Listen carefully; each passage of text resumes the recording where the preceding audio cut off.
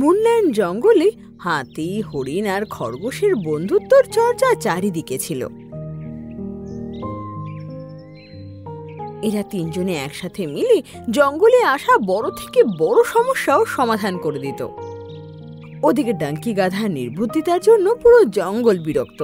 হাতি, হরিণ, খরগোশ, তোমাদের তিনজনের বুদ্ধি আর পরিশ্রমের কারণে আমাদের জঙ্গলের নিম্নতম জায়গাটা, যেটা ডঙ্কির কারণে নষ্ট হয়ে গেছিল, সেটা আবার শুধরে গেছে। আমরা সত্যি ভাগ্যবান যে আমাদের জঙ্গলে তোমাদের মতন জানোয়াররা থাকে। এই কথায় সব পশুই খুশি হলো, কিন্তু ডাঙ্কি গাধা মনে মনে বেশ রেগে গেল। আমার একটা ছোট্ট ভুল হয়ে গেছিল, তাই জন্য এরা অনেক প্রশংসা কেড়ে নিচ্ছে আমার থেকে। ডঙ্কি, অনেক বড় ভুল করেছিলে, তাই জন্যে 3 দিনের জন্য জঙ্গল থেকে তোমাকে বরখাস্ত করছি। ঠিক আছে শের খান, যা আপনি বলবেন। ও মন থেকে বলে না, আর রাজার হুকুম অনুযায়ী ও জঙ্গল ছেড়ে চলে যায়। আমি শুধু 5টা গাছ, কিছুটা পাতা আর 200টা ফুল নষ্ট করে দিয়েছিলাম, সেটাও ভুল করে। কিন্তু এই শের খান আমাকে বার করে দিল। ইচ্ছে করছে সিংহ হয়ে এই শের খানকে আমি মেরেই ফেলি। ও বকতে বকতে অন্য জঙ্গলের ভেতর ঢুকে পড়ে, আর চোখের সামনে হঠাৎ করে আজব দৃশ্য দেখে। এক সুন্দর ঘরের বাইরে একটা শেয়াল দাঁড়িয়ে আছে। আমি ছোট আকার নিয়ে অনেক চিন্তিত আছি, আমার আর এই আকারটা ভালো লাগছে না। আপনি একটু ম্যাজিক করে আমাকে বড় করে দিন না। ঠিক আছে, তুই আমার 3 মাস অনেক সেবা করেছিস, তাই জন্যে তোকে আমি ছোট আকারের থেকে চিরকালের মুক্তি দেব। চল, এই ঘরের ভিতরে চল। এটা শুনে ইঁদুর সেই ঘরের ভেতর ঢোকে। আব্রাকাডাবরা, এই ইঁদুরটা এখনই পাঁঠা হয়ে বাইরে আসুক। আর ওর এটা বলতেই ভিতর থেকে একটা ভেড়া বেরিয়ে আসে। কি মজা, আমি একটা পাঁঠা হয়ে গেলাম। উহু! আরে বাহ, এ তো খুব দারুণ জাদুকর মনে হয়। গাধা তখনই দৌড়ে ওর কাছে যায়।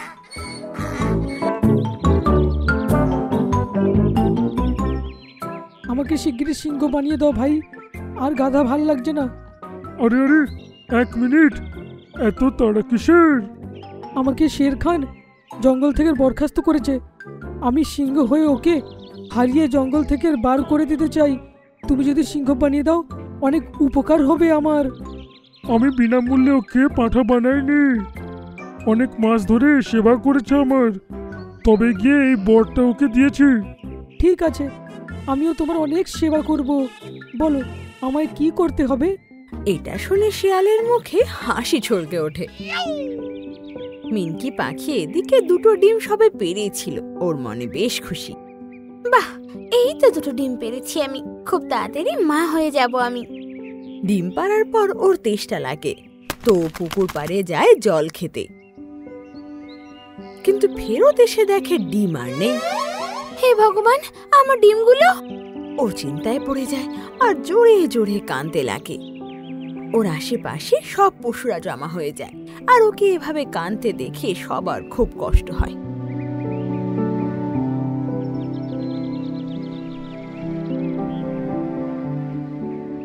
পরের দিন কালো ভাল্লুক নিজের গুহায় বসেছিল, ওর পাশেই ওর ছেলেও ছিল। বাঁচাও, বাঁচাও, কেউ আছে?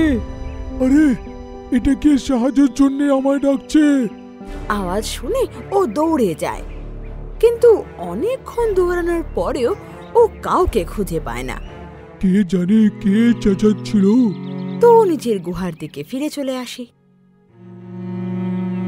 কিন্তু ফিরে এসে নিজের সন্তানকে দেখতে পায় না।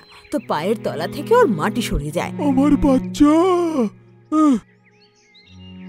ধীরে ধীরে জঙ্গলের সব পশুদের বাচ্চা আর পাখিদের ডিম অদৃশ্য হয়ে যাচ্ছিল। এতে সবাই খুব চিন্তায় পড়ে যায়।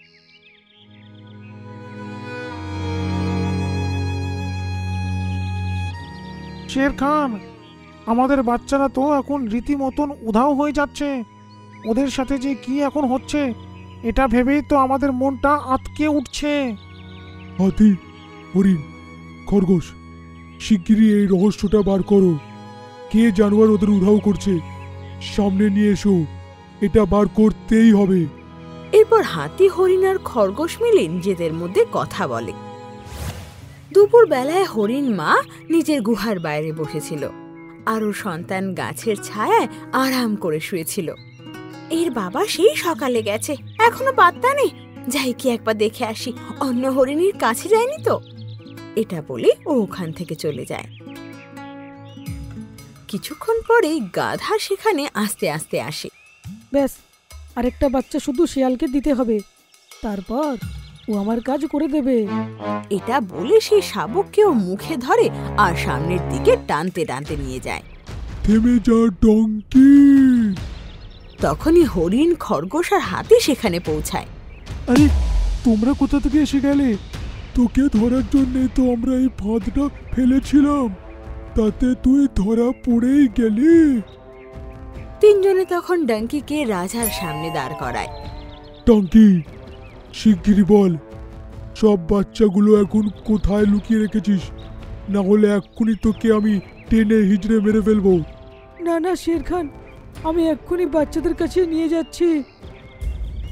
এবার সব পশু পাখিরা ডাঙ্কির সাথে অন্য জঙ্গলে যায়, যেখানে শিয়াল সেই ঘরের সামনে দাঁড়িয়ে। আরে আরে, এ কি? একটা বাচ্চা চেয়েছিলাম, এ তো পুরো বরযাত্রী নিয়ে আসছে। চিঙ্কু শিয়াল তুই? চিঙ্কু শিয়াল? হ্যাঁ, চিঙ্কু শিয়াল এ জঙ্গলে আতঙ্ক ছড়িয়ে রেখেছিল, তাই জন্যে 5 বছর আগে আমি একে জঙ্গল থেকে বরখাস্ত করি। এবার শিগগিরই বল, বল সব বাচ্চাদেরকে কোথায় লুকিয়ে রেখেছিস? ওরা ওরা সবাই সুরক্ষিত আছে, ওই সামনে গুহা আছে, সবাই ওর ভেতরেই আছে। সবাই এবার গুহার দিকে দৌড়ায়। সেখানে ডিম আর বাচ্চারা সবাই সুরক্ষিত ছিল। ও আমার সোনা, আমার মিষ্টি বাবুটা, ভালো হয়েছে তুই সুরক্ষিত আছিস। সব পাখি আর পশুরা নিজেদের বাচ্চাদের সামনে দেখতে পেয়ে যেন শান্তির নিঃশ্বাস ছাড়ে। তারপর শের খান দুজনকে জিজ্ঞেস করে, বল, এসব তুই কেন করেছিস? ক্ষমা করবে শের খান, তোমার মতন সিংহ হয়ে তোমার সাথে লড়াই করতে চাইছিলাম, তাই জন্যে আমি শিয়ালকে এসব বলি আর ও সাহায্য করে। আর তুই শিয়াল, তুমি যখন বার করেছিল আমার খুব রাগ হয়েছিল, তাই ভাবলাম ডঙ্কির সাথে মিশিয়ে আমি বাচ্চাদেরকে উধাও করি, আর তারপর সেই প্ল্যানে আমরা লেগে পড়লাম। ওহো ডঙ্কি, সিংহ হওয়ার জন্য সব এত নাটক, তাই তো? ঠিক আছে, তুই একে এখন সিংহ বানাবি, বানা, একে এক্ষুনি সিংহ বানা। সেটা তো আমি পারবো না, এসব তো নাটক ছিল। কি বললে? নাটক? হ্যাঁ, দেখাচ্ছে এক্ষুনি। এটা বলে ও ঘরের ভেতর ঢুকে আওয়াজ দেয়। তোমরা বাইরে এসো।